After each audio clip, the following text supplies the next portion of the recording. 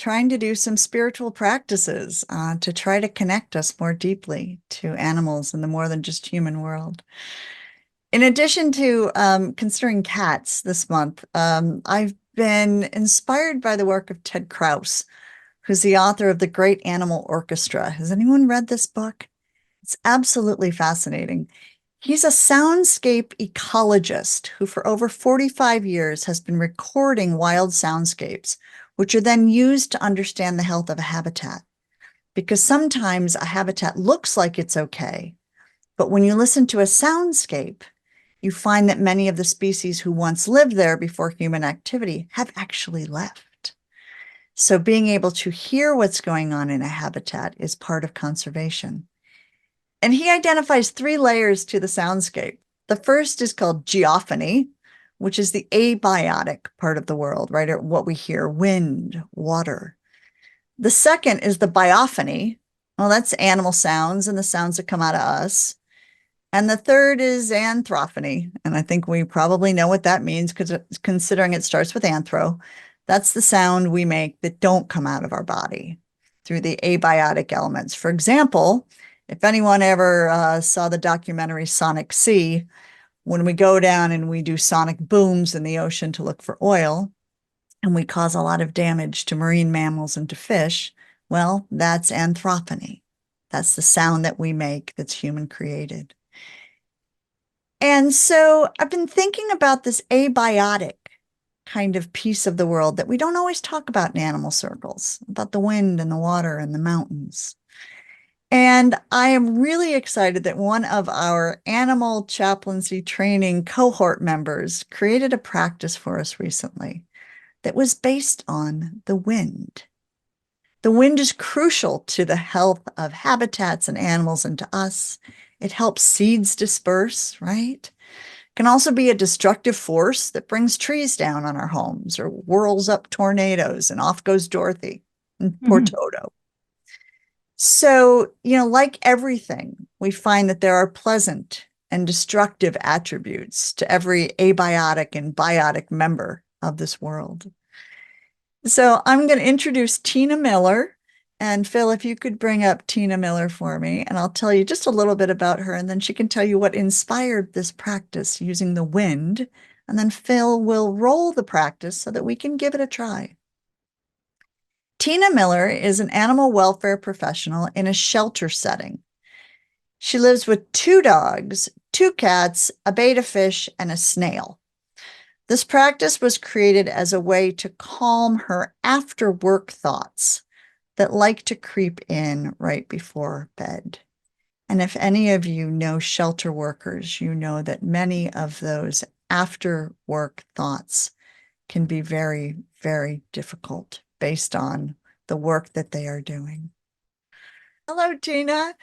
So could you tell Hi. us a little bit about Be the Wind and kind of why you developed this practice, or a little more about those after work thoughts? Yeah, this practice was a way for me to just calm my mind when I was trying to go to sleep, trying to rest when I couldn't. And this is really what developed after really years of me trying to find a way to make that work for me. And it does help me. Typically after I do it, I will fall right asleep because I have experienced some sort of peace. I love it. Well, I felt the same way after doing the practice. And so thank you for allowing us to share it here. When you created it, it wasn't for a large audience, but you have gratefully and graciously allowed us to use it this way. So Phil, if you could bring up the Be the Wind practice, and let's see if folks can try this and maybe take it with them into their month if they're having a hard time after work or for falling asleep or feeling stressed. Hey everybody, today we're going to practice becoming the wind. Find a comfortable, quiet space. If you'd like, you can close your eyes. Imagine a field of long grass, the blades thick and green, dotted with wildflowers. Imagine the creatures who might live in the field. Horses, rabbits, birds. There's a pond nearby, filled with fish and frogs, the surface dotted with lily pads. There's an oak tree, home to a family of squirrels. Now imagine your breath is the wind, and your breath affects the entire ecosystem of this field. Inhale. Imagine your breath is the wind swaying the grass towards you. Exhale. Imagine the grass is now bending away from you. Inhale. See the ripples in the pond. Exhale. See the lily pads float away from you. Bring your attention now to the herd of relaxed wild horses. Focus on one of them. Inhale. Your breath dances through the hair in their tail. Exhale. Your breath bends the grass around their hooves. Inhale. They look up. Exhale. Your breath moves their hair out of their face. And let's just breathe a few more times, focusing on how your breath affects change.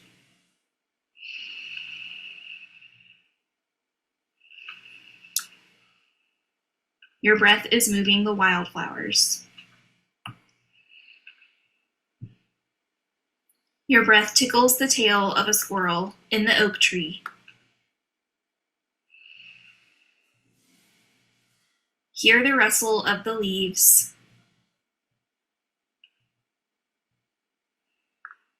Begin to draw back into your body. Notice you're floating away from the horses, away from the pond, away from the tree, and away from the peaceful field. As you begin to come back, notice how you feel.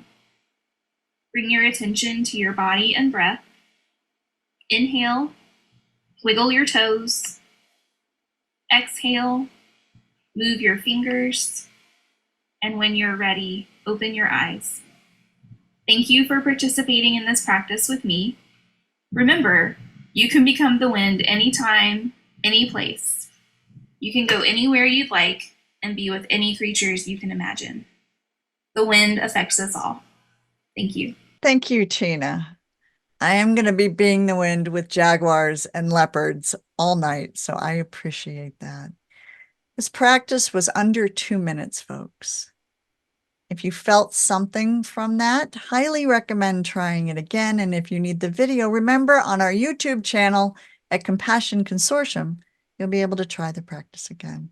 Tina, thank you so much.